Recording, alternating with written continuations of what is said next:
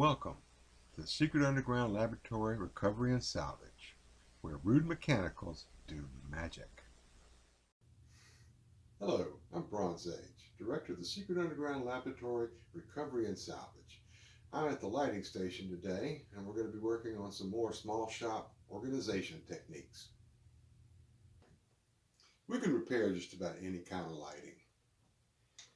Modern Chinese lamp with the phenolic socket, a 50s vintage table lamp with a full brass socket, or even an antique chandelier which originally would have had candles or oil, sometimes even gas, and we convert them over to electrical with a completely safe wiring system ready to go in someone's house. Now, to be able to do this, you have to have parts. And there's three ways to deal with your parts. The first is you just simply go and buy what you need when the job comes in. That's kind of time consuming, but you don't have a lot of money tied up in inventory. The second way is to have an inventory of the most common parts. That way when a job comes in, you've got everything you need, you can go to work. And the third way is to have a complete inventory of parts, but still go out and buy what you need when the job comes in because you can't find anything. And today, we're going to try and go more to the have everything on hand instead of the can't find what you've got system. This is the lab's main parts cabinet. These shallow drawers work really well for keeping small pieces. What I want is drawers that look like this, not like this. A drawer like this makes it easy to find everything. Want one of these, or one of these, or one of these. It's right there in front of you. The best part is, when you're out of something, you know it.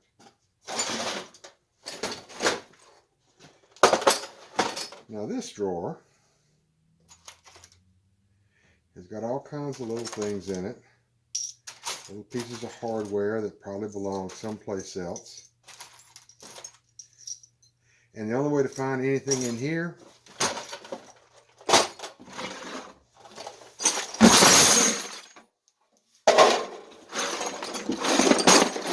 is to just dump it out and start sorting through it. I make the drawer dividers out of what's called 5mm underlayment, sometimes referred to as Luan. This particular kind is a product of Vietnam, and the label on it says the high-end bamboo wood joint stock company. But it's smooth on both sides, although for some reason, sometimes it splinters on the back side, and sometimes it doesn't. I'm sure it's got something to do with the way they've glued that outer veneer on. But for this drawer, what I want to do is create small compartments in the front, have two long runners with three large compartments in the back.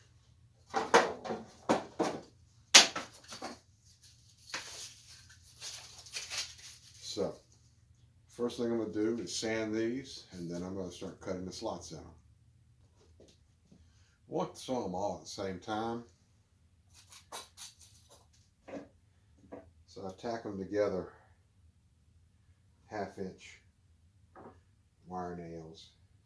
And of course you want to put them in a place where you don't think you're going to be sewing them.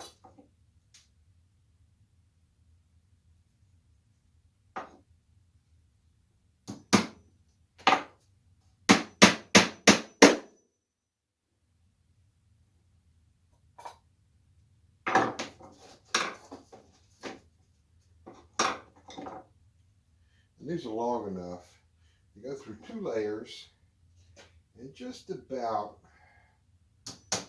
into the third one. So I put a few from both sides, and that holds the whole thing together while it's on the saw. Now I trim them for length and take it to the table saw to cut the notches. One thing I want to say about this saw is that none of the guards or shields have been removed. It never actually had any. As a consequence of that, I have to be extra careful. I don't take safety for granted. I spent a large part of my life working on cars. I started off as the tune-up man. That later became the performance specialist. And the last official title that I recall was drivability technician. And the thing that all of those jobs had in common is I was the only guy in the shop that had to work on the car with the engine running. Now, none of these were particularly loud. Sometimes if the exhaust was open, it would actually get painful, but that was rare. But I never wore any hearing protection. Didn't seem to think I needed it. Nobody said you did, and nobody in the shop wore them. It was hard enough just to get people to wear safety glasses, much less some kind of hearing protection. Well, the result is these days, my hearing's not that good. In fact, a couple of days ago, somebody told me about the 17-year cicadas were coming out. And I had to admit I had no idea they'd ever left, because I've been hearing them every time the background noise gets just quiet enough. I hear cicadas 24 hours a day. So, that's my safety lecture. I want to cut a slot in these boards exactly the width of one of these boards. And what you have to do with this kind of setup is cut the width of the board minus the width of your saw blade. And I've got a gauge block here that has a piece of sandpaper glued to the back of it so it can't slip. And I've got little rare earth magnets on each end because I have a piece of steel that is exactly the width of my blade. Stick it on there, clamp this down, and hope it doesn't slip. Got the boards marked on both sides because when I push it up here, I can't see my mark, of course, and I'm not going to lean over and stick my nose down there to look at it. So I start here, bring my block up, and a critical part of it is keeping the tension the same each time. I learned about the sandpaper the hard way because I would come and smack it up nice and tight against it, and the thing would slip about 1/16 of an inch every time, and then by the third cut, I'm way off. So this is the way we're going to do it. First thing I do is put in my earplugs. They probably are better hearing protection, but that's what I've got right now. Turn on the vacuum, and then we're going to cut this piece.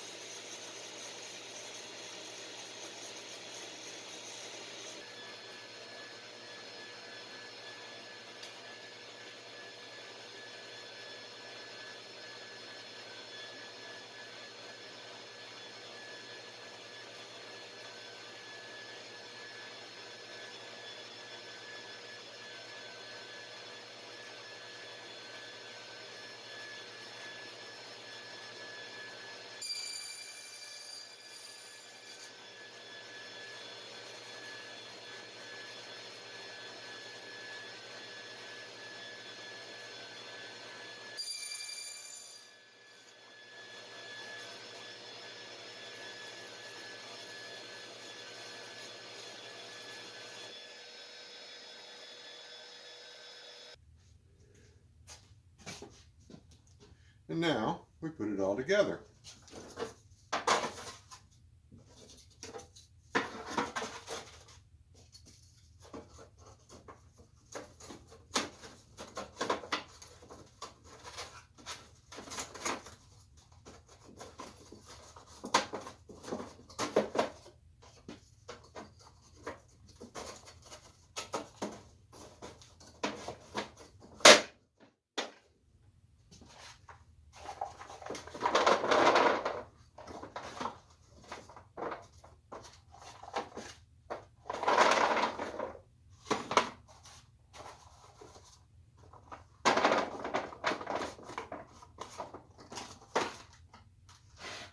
If you're wondering why there's so many of these things,